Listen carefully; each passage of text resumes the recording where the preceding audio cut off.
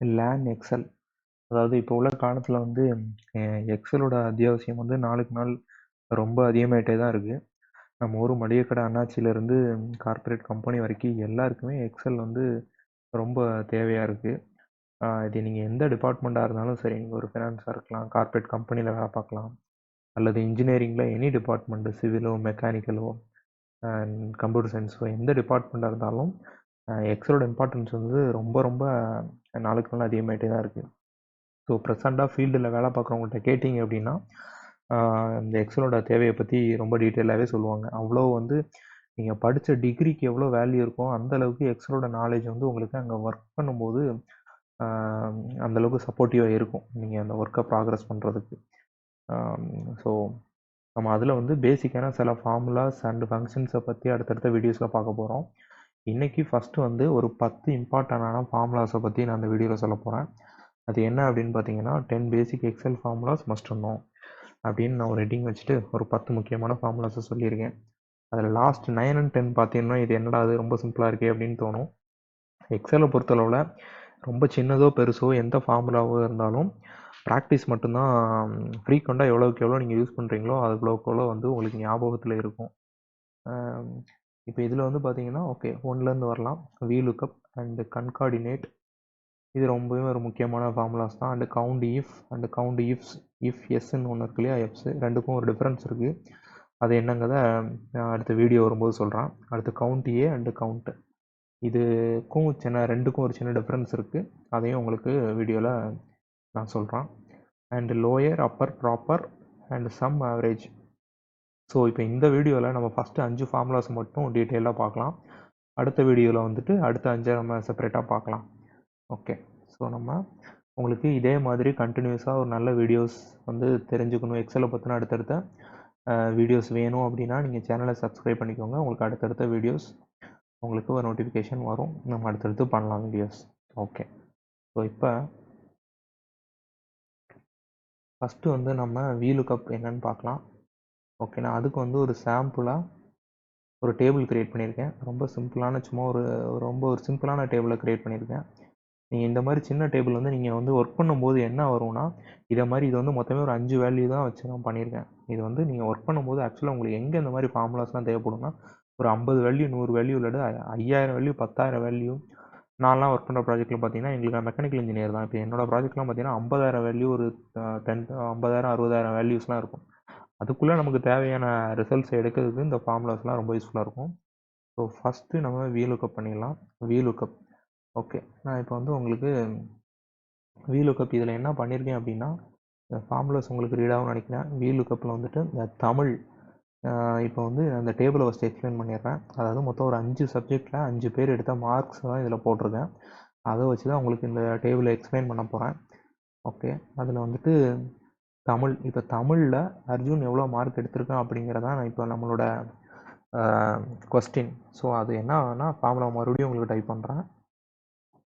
VLOOKUP, அதில் வந்து மொத்தம் கீழே கேட்குறது பாருங்கள், lookup value table and index number and வந்து உங்களுக்கான அந்த ரேஞ்ச், அதாவது எந்த மாதிரியான ரிசல்ட்ஸ் வேணும், எக்ஸாக்ட் மேட்சா அப்படிங்கிறது வரும்.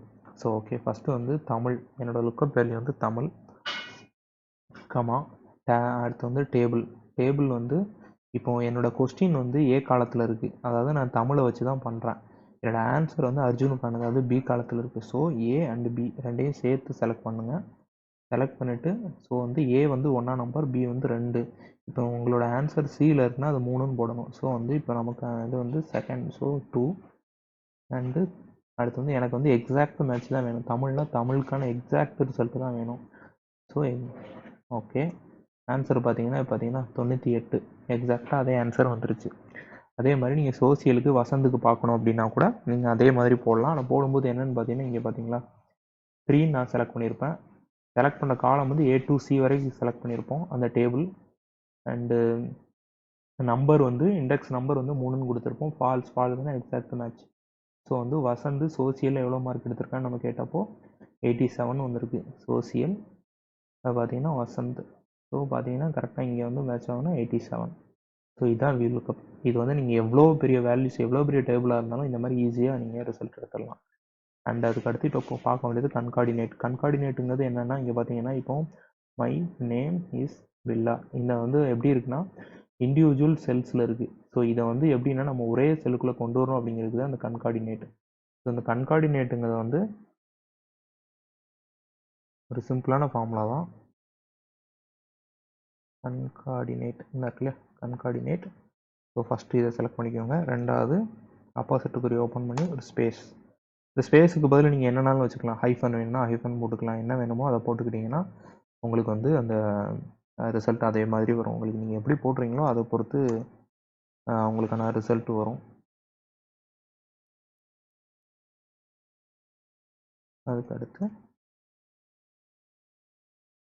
லாஸ்ட்டு இது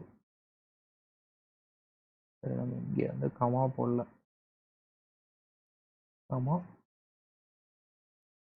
இந்த மைனமிஸ் பில்லாங்கிறது இதில் வந்துருச்சு. தான் கன்கார்டினேட். கன்கார்டினேட்டோட ஃபார்முலா இதான் பார்த்துக்கோங்க.